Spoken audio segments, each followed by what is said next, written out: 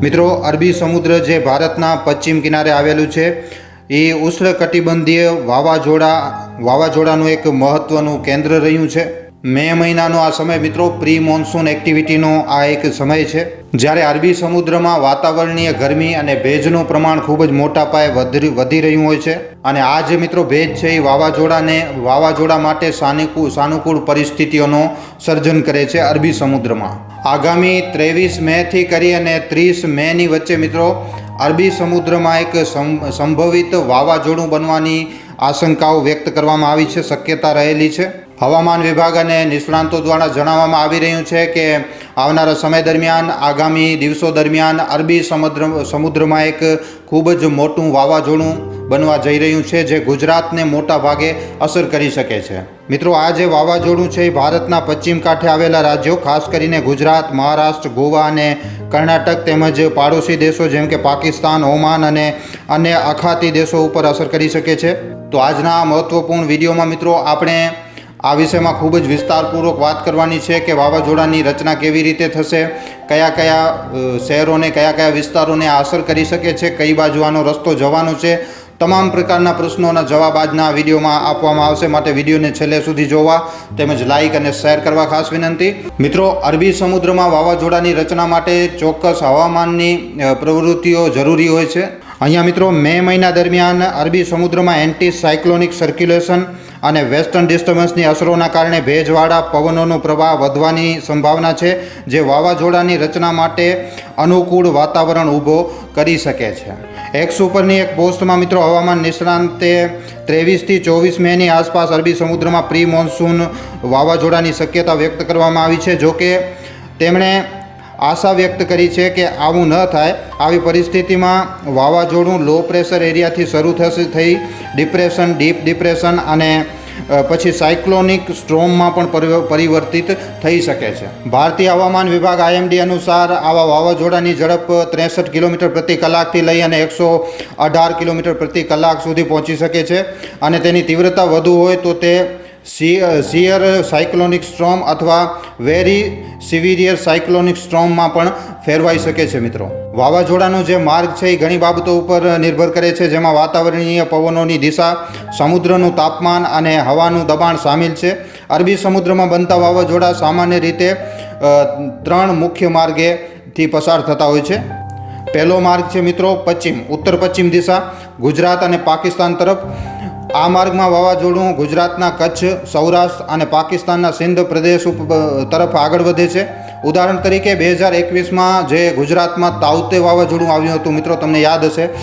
તો આ જે તાઉતે વાવાઝોડું હતું એ આવા જ માર્ગ અપનાવ્યો હતો અને ગુજરાતના દરિયાકાંઠે સૌરાષ્ટ્રના વિસ્તારોમાં ખૂબ જ વધારે નુકસાન કર્યું હતું તાઉતે વાવાઝોડાએ.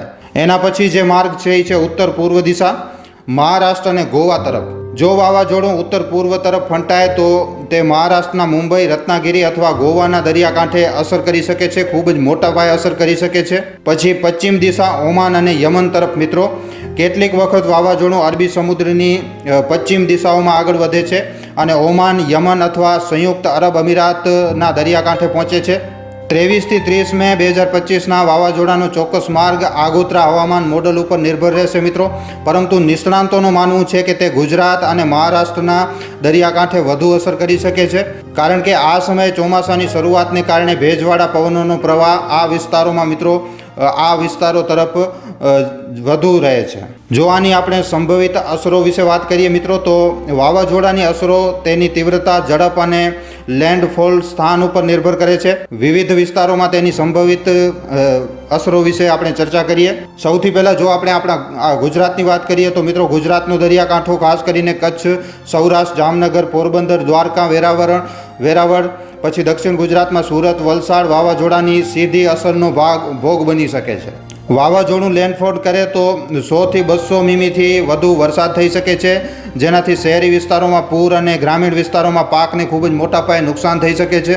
ભારે પવન 60 થી 100 કિલોમીટર પ્રતિ કલાકની ઝડપે પવન ફૂંકાવાથી ઝાડ ધરાશાયી થઈ શકે છે, વીજળીના થાંભલાને નુકસાન થઈ શકે છે અને મકાનોને પણ નુકસાન આના લીધે ખૂબ જ મોટા પાયે થઈ શકે છે. એના પછી મિત્રો સમુદ્રી તુફાન, દરિયાકાંઠે 2 થી 4 મીટર સુધીની ઊંચી લહેરો ઉઠી શકે છે. જે માછીમારાઓને દરિયાકાંઠે રહેતા ગામોમાં ખૂબ જ મોટા પાયે નુકસાન થઈ શકે છે. આ ખૂબ જ વધારે જોખમી બની શકે છે. એના પછી ખેતીને નુકસાન. ગુજરાતમાં કેરી, કેળા અને પપૈયા જેવા પાકને ભારે પવન અને વરસાદથી નુકસાન થઈ શકે છે. હવામાન નિષ્ણાત અંબાલાલ પટેલે પણ ખેડૂતોને સાવચેત રહેવા માટે જણાવ્યું છે. આના સિવાય મહારાષ્ટ્રના કોંકણ કાંઠે આવેલા મુંબઈ, રાયગઢ, રત્નાગીરી અને સિંધુદુર્ગ જેવા વિસ્તારોમાં વાવાઝોડાની અસરનો ભોગ બની શકે છે. મુંબઈ જેવા શહેરોમાં ભારે વરસાદથી ડ્રેનેજ સિસ્ટમ ઉપર દબાણ આવી શકે છે, જેનાથી રસ્તાઓ ઉપર પાણી ભરાઈ શકે છે. ભારે પવન અને વરસાદથી રેલવે, રોડ અને હાઈવે ટ્રાફિક ઉપર અસર પડી શકે છે. ઊંચી લહેરોને કારણે દરિયાનું ધોવાણ થઈ શકે છે, જે માછીમારી અને સ્થાનિક અર્થતંત્રને મોટા પાયે અસર કરી શકે છે. ગોવા અને કર્ણાટકના દરિયાકાંઠે ભારે વરસાદ અને પવનની અસર જોવા મળી શકે છે. અહીંયા ગોવાનું પ્રવાસન ઉદ્યોગ, જે મે મહિનામાં પણ સક્રિય રહે છે, તેને નુકસાન થઈ શકે છે.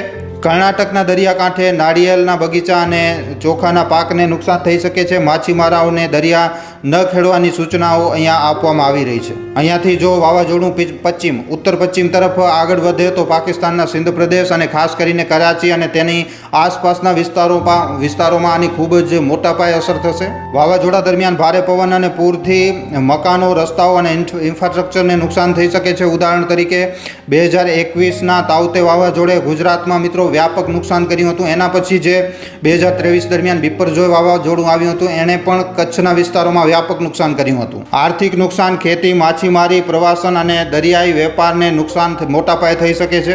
પર્યાવરણીય અસરની વાત કરીએ તો દરિયાકાંઠાનું ધોવાણ, ખારાનું પ્રમાણ વધવું અને વન્યજીવનને પણ નુકસાન થઈ શકે છે. વાવાઝોડાની અસરને ઘટાડવા માટે સરકારે, હવામાન વિભાગ અને સ્થાનિક સમુદાયોએ સમયસર પગલાં લેવા જરૂરી છે. ભારતીય હવામાન વિભાગ, IMD અને સ્થાનિક હવામાન નિષ્ણાતોની ચેતવણીઓ ઉપર નજર રાખવી. મિત્રો, માછીમારાઓને દરિયો ન ખેડવા અને બોટને સુરક્ષિત સ્થળે ખસેડવાની સલાહ આપવામાં આવે છે. કેરી, કેળા અને અન્ય પાકને સુરક્ષિત કરવા માટે જાળીઓ અથવા આધાર આપવો. પાકને સુરક્ષિત સ્થળે કરવો. પાકનો સંગ્રહ, ડ્રેનેજ સિસ્ટમની સફાઈ, વીજળીની વ્યવસ્થા અને એમરજન્સી સેવાઓની તૈયારી જરૂરથી કરવી. સ્થાનિક રેડિયો, TV અને સોશિયલ મીડિયા દ્વારા લોકોને સાવચેત રહેવા માટે જાગૃત કરવા.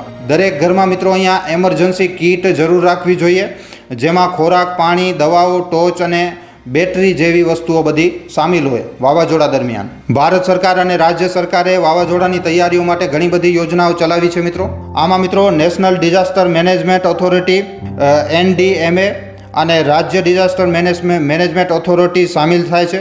IMD અને ઇસરોના સેટેલાઇટ ડેટાનો ઉપયોગ કરી વાવાઝોડાની હિલાચાલ ઉપર નજર રાખવી.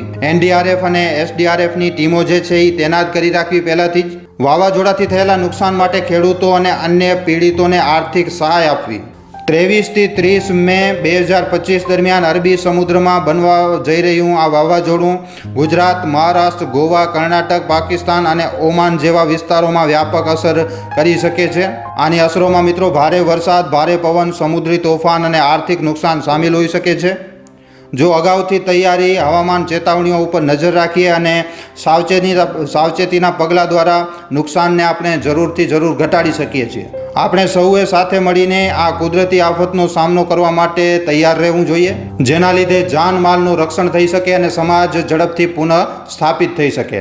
તો વિડીયોમાં આપેલી જાણકારી મિત્રો તમને કેવી લાગી છે, આના ઉપર તમારા શું અભિપ્રાય છે, નીચે કોમેન્ટ સેક્શનમાં લખીને જણાવવા ખાસ વિનંતી.